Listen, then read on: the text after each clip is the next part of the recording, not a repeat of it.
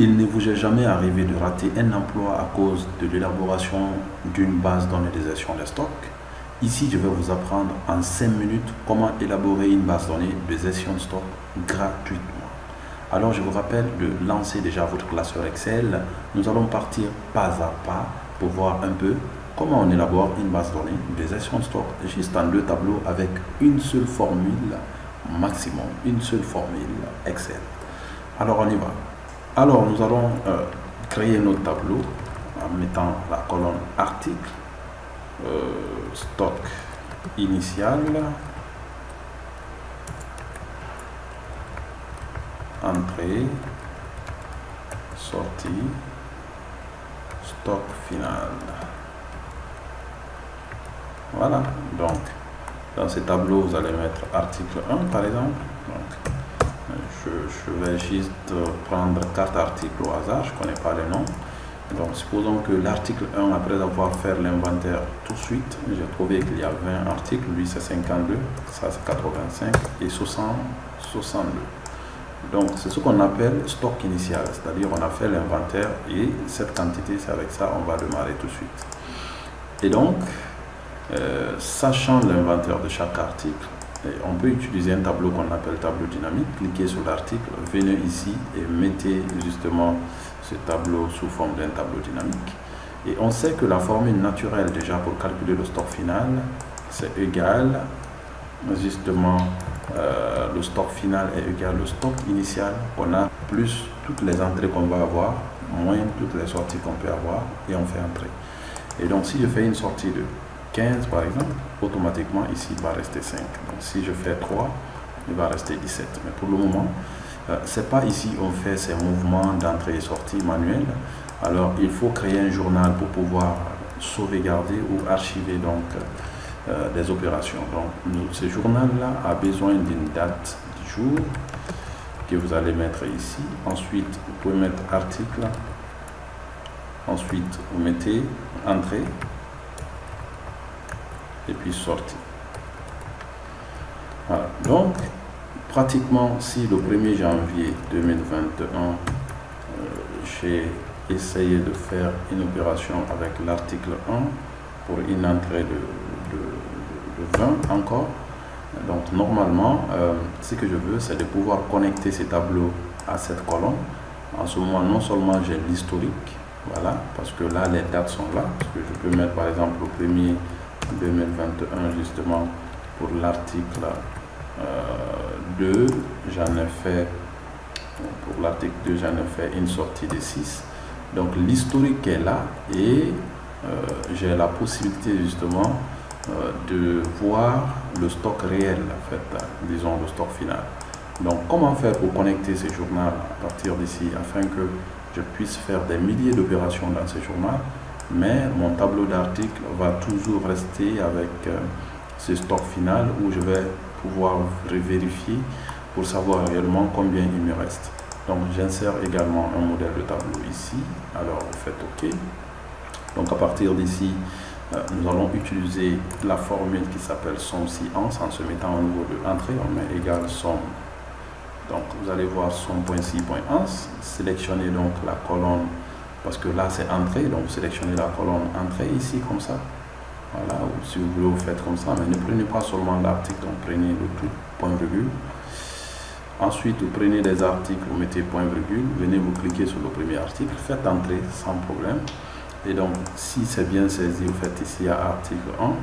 Donc si la saisie a été bien faite, on peut voir normalement une entrée de l'article 1 pour une quantité de 20. Voilà. Donc chose qui est juste, voilà, parce que là déjà il y a l'article 20 qui est là, l'article 1 a été mouvementé de 20 en entrée. Alors dans cette formule, je vais reprendre la même chose là en mettant égal somme si-ans. Double-clic dessus, on vient au niveau des sorties, point virgule, on prend les articles et on revient, on clique sur le premier article. Donc là déjà on a 6. Alors ce que je vous conseille, c'est de sélectionner toute cette colonne et cliquer sur les 3 petits zéros, réduire. Et donc cette colonne, nous pouvons faire également cette petite mise en forme conditionnelle Vous pouvez venir dans affichage, vous décochez le cadrage, vous pouvez cliquer juste derrière la première ligne pour justement avoir celui-ci. Et donc ce journal, si je continue le 1er janvier 2021, pardon, donc j'effectue un mouvement pour l'article, admettons article 3, donc j'effectue par exemple une nouvelle entrée de 52, automatiquement on voit les 52 et puis le stock final s'est calculé.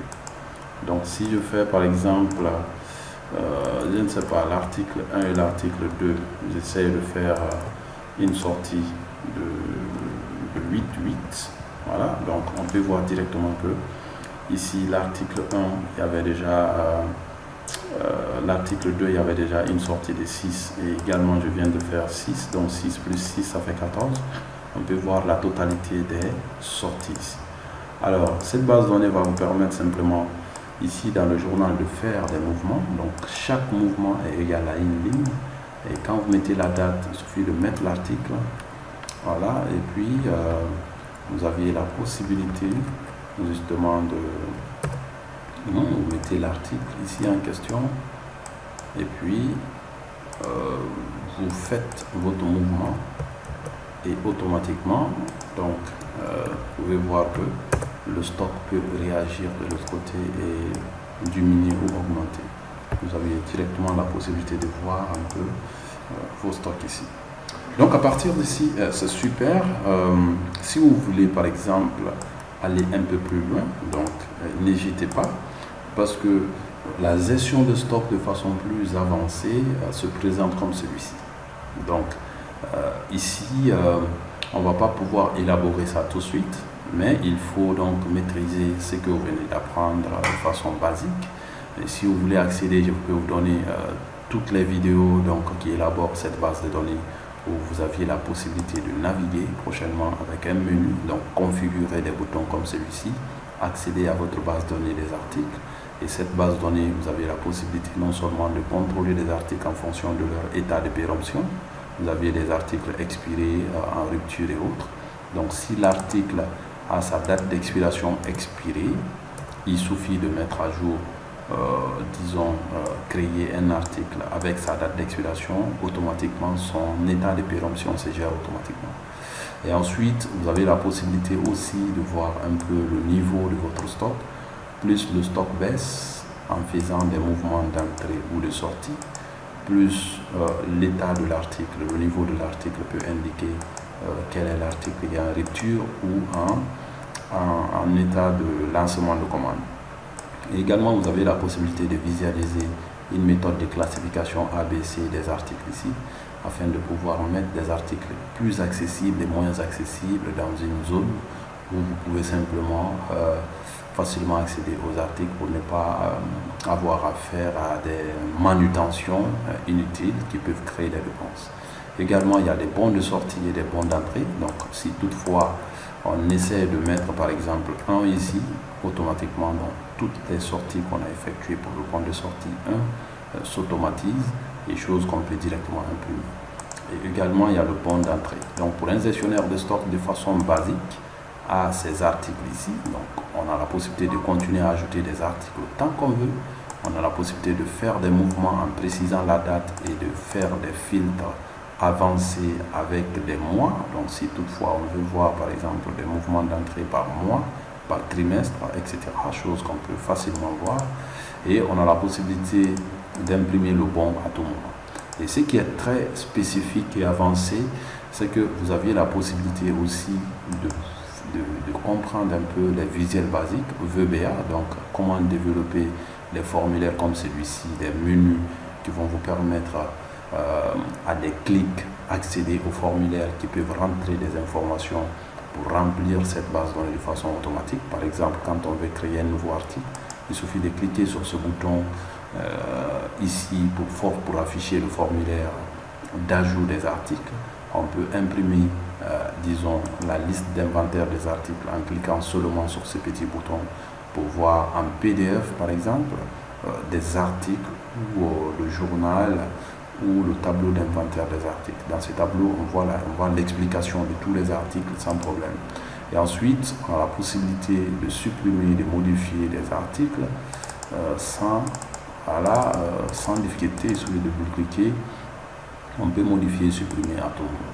Et également, d'autres boutons que vous pouvez configurer, créer après cette formation avec des vidéos pas à pas, c'est que c'est le journal de saisie des entrées. Donc ici par exemple, si je veux faire une saisie numéro 5, que je prends un article quelconque, je peux directement voir la situation de l'article, c'est-à-dire son stock actuel. Est-ce que c'est distribuable? Est-ce que la péremption est bon?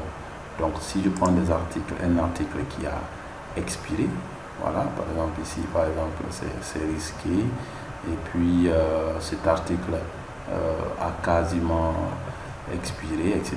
Donc on a la possibilité de faire des mouvements sans problème, voilà, et sans problème avec le formulaire VBA.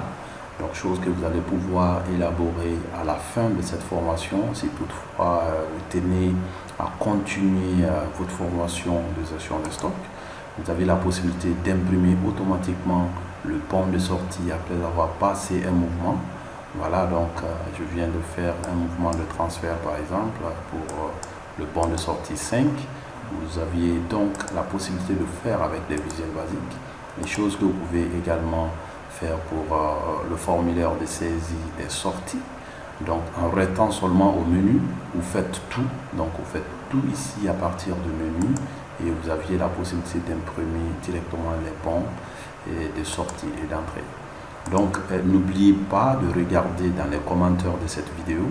Je vous ai mis des liens qui vont vous permettre justement soit de vous inscrire, voilà, donc soit de faire une réservation, soit de passer directement à la commande de cette formation qui comporte pas mal de modules afin de pouvoir comprendre de fond en comble la gestion de stock.